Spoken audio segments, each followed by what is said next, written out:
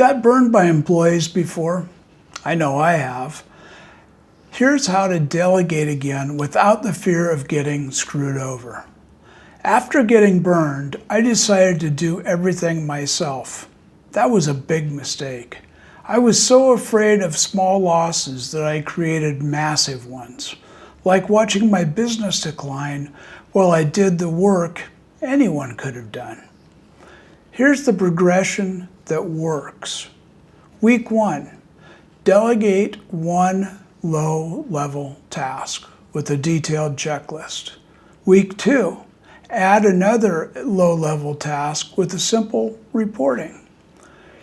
Week 3, delegate your first M task with training and oversight.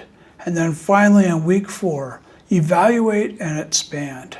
Don't dump everything on someone at once. Pick one L task from yesterday's audit and delegate it this week using this framework. Comment below what tasks you're going to assign tomorrow. Tomorrow I'll give you the control system that prevents disaster